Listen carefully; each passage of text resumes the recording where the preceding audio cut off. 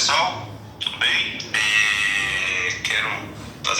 Faço questão, enfim, de parabenizar os povos indígenas de Roraima que mais uma vez estão mobilizados nesse momento no acampamento Terra Livre, na capital do estado de Roraima, Boa Vista, cobrando, das autoridades, especialmente do Poder Judiciário do Supremo Tribunal Federal, a declaração da inconstitucionalidade da Lei 14.701 de 2023 e também o encerramento, a finalização dos trabalhos da mesa de negociação conduzida pelo ministro Gilmar Mendes.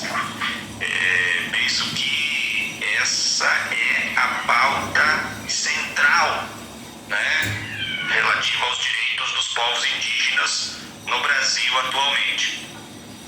A Lei 14.701, como já falamos outras vezes, ela continua vigente, continua produzindo efeito, continua obrigando os órgãos públicos a respeitar o seu conteúdo, inclusive no que tange a elementos novos, adicionais, que ela trouxe na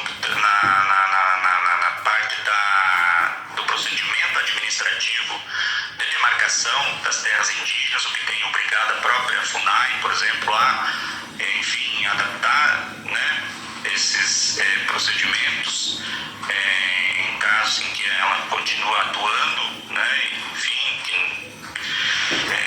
e a mesa de negociação, e falo negociação porque não é conciliação na minha avaliação, uma vez que os povos indígenas, por meio de sua organização representativa, no caso a PIB, se retiraram do processo de conciliação, exatamente por avaliar que aquele espaço era um espaço inadequado, não pertinente e não equilibrado para tratar dos direitos dos povos indígenas, considerando a conformação, a composição dessa mesa e os riscos que advinham desse processo. E acho que mais uma vez também destacar na minha avaliação a assertiva da decisão da PIB, considerando os elementos atuais do funcionamento dessa mesa.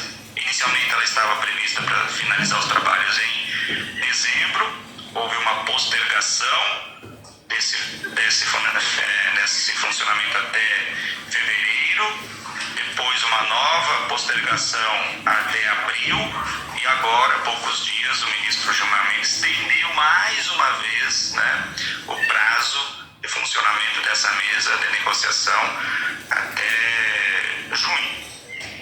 E o ministro Gilmar Mendes apresentou uma espécie de projeto de lei alternativo à Lei 14.701.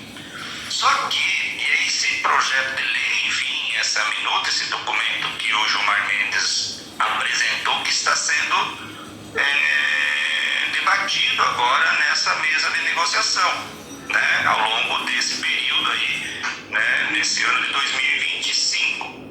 Ocorre que, e isso é importante, todo mundo está presente, está ciente, de que esse projeto de lei apresentado pelo Gilmar Mendes, o conteúdo dele pode piorar e muito o conteúdo da Lei 14.701 no que tange ao procedimento administrativo de demarcação das terras indígenas. Ou seja, a proposta apresentada, que está sendo discutida na mesa de negociação, apresentada pelo Gilmar Mendes, é pior para os povos indígenas relativamente ao procedimento administrativo da demarcação, ou seja, dificulta e coloca empecilhos ainda mais difíceis de serem ultrapassados e, em alguns casos, colocam amarras intransponíveis que inviabilizarão as demarcações de terras indígenas.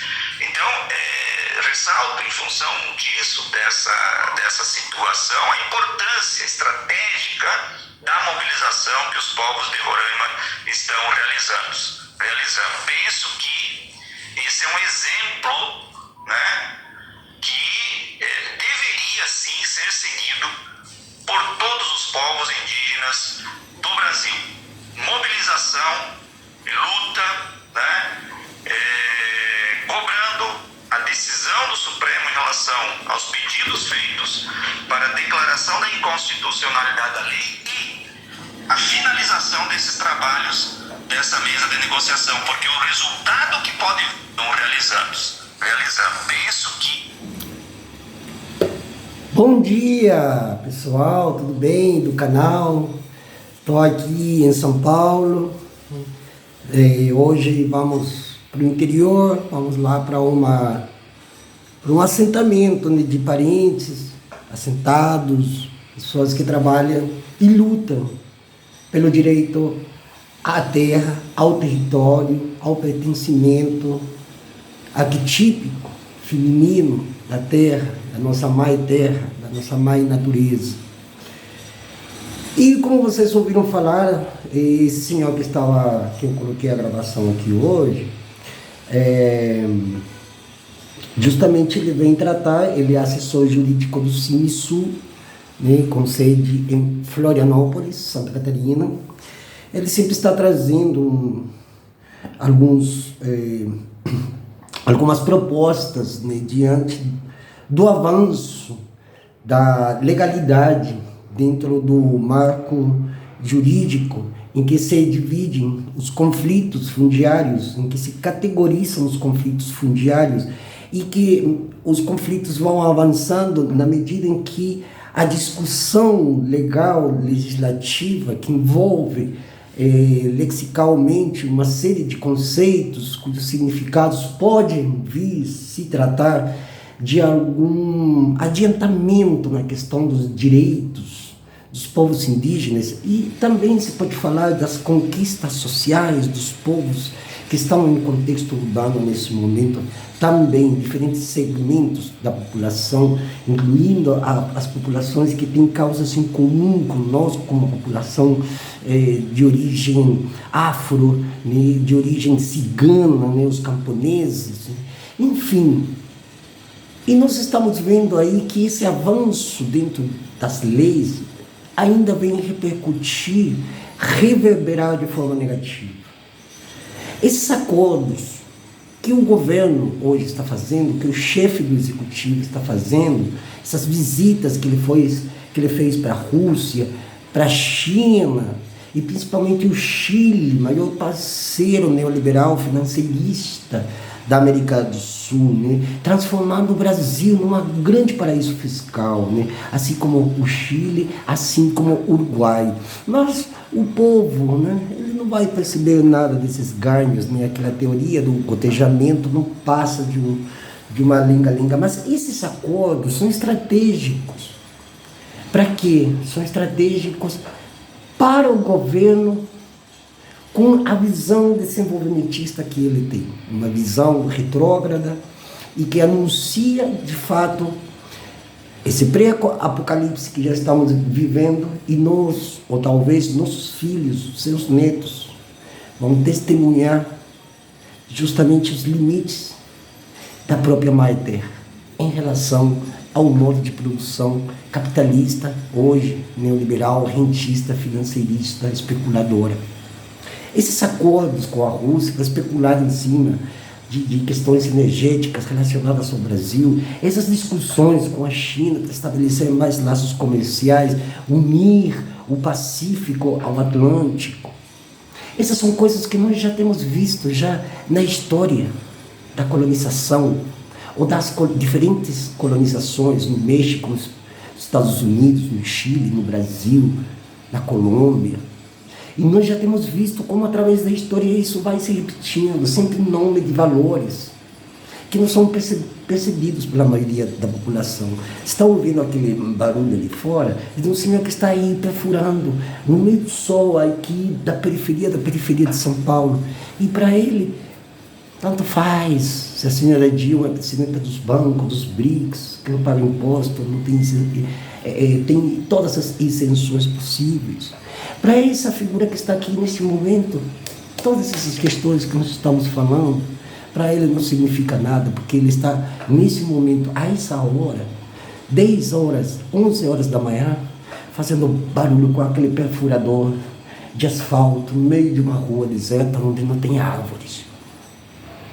Então, pessoal, esses acordos do executivo repercutem, reverberam na vida cotidiana. E ainda por cima nós temos um judiciário completamente rendido aos interesses do agronegócio, principalmente do grande latifúndio. Por isso que eles mexem e remexem as leis, pois echa a lei, echa a trampa, a arapuca, a armadilha. E nós vemos como eles conseguem voltar por aí, é como se fosse, como se estivessem trabalhando com argila, né? A argila já toda pronta para fazer uma escultura, né? Então eles podem esticar, podem fazer assim, podem moldar do jeito que eles quiserem, porque tudo está nas mãos deles e sob a decisão deles que as determinações vão ou já estão reverberando na população. Que dirá então os povos indígenas, nossos parentes que estão nos territórios nesse momento, livrando uma batalha contra esse velho latifúndio? Que dirá a querida liderança de Sandra Munduruku, que enquanto está batendo o grito lá fora, aqui eles estão pensando como foder com a vida do próximo, e principalmente dos povos indígenas, e não de qualquer povo indígena, não de qualquer indígena, daqueles que estão nos territórios que ainda não foram colonizados, e que eles estão ávidos por colonizar, tomar seus minérios, tomar a água, tomar tudo, para tudo ser enviado para a Rússia, para a China, para a Europa, para os Estados Unidos. E a velha esquerda, que não sei se foi de esquerda, ou se isso que se chama esquerda é isso mesmo que a gente está vendo, eles estão achando que a China, a Rússia vão redimir os povos do jugo norte-americano imperialista. Santa ingenuidade. A China precisa de todos os recursos que o Brasil tem. Aliás, já faz um tempo que já foi ofertado o Brasil para a China, principalmente para a Amazônia, e também para as petroleiras russas, que já estão explorando o petróleo direta e indiretamente, mas as duas se confundem, assim como se confundem o público e o privado. Porque as pessoas não têm noção e não há mais um critério sobre esses aspectos que antes parecia ter uma objetividade em comum, mas era tudo uma forma muito espetacular de mostrar uma realidade construída à imagem e semelhança deles. Então, pessoal, o movimento que estão fazendo os parentes lá em Roraima é exatamente o que o assessor jurídico falou. Todos os povos indígenas, quilombolas, ribeirinhos, periféricos, todo mundo, preto, terreiro, cigano, todo mundo, já deveria estar tomando as estradas. Já deveriam estar tomando as principais vias de acesso às grandes e pequenas cidades. Porque só isso para chamar a atenção. Não adianta também só ir para a Bélgica e dizer lá na Bélgica o agronegócio, a mineração. Não, tem que dar os nomes aos bois, tem que falar, inclusive tem que colocar o retrato da figura para todo mundo ver. O fazendeiro, o minerador, aquele que entrega, aquele que se vende por um acordo michuruca, sem condicionantes nenhuma, e as condicionantes nem são apresentadas para o grande público. Porque para o grande público tudo lhe é negado, principalmente informação fidedigna, reta, papo reto. Aqui é papo reto. É uma canalice que estão fazendo de querer fazer uma lei 14.701 paralela àquilo que já foi. Uma sacanagem. Que só quem tem tempo para ficar pensando como foder na vida do outro consegue.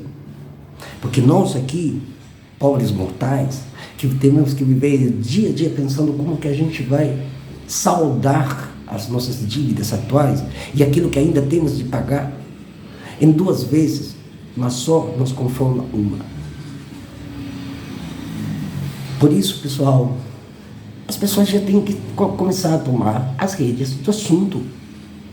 Não podemos permitir um executivo que se dá o luxo de viajar o mundo inteiro, dizer que está fazendo acordos em nome da empregabilidade, em nome de não sei o quê, do PIB, não sei o quê, do progresso, do tal desenvolvimento, não sei das tantas, mas nunca se lhe é apresentado ao grande público quais são as cláusulas desse contrato e em que pode vir beneficiar ou não esses contratos com a China, com a Rússia, com o Chile. Se eles querem vender todo o Oceano Pacífico a preço de caramelo, vendam-no. Mas antes, coloquem nas redes sociais, na televisão aberta, os pontos do acordo para a população saber. Porque enquanto a população está se fodendo agora para justamente retribuir esses supostos favores,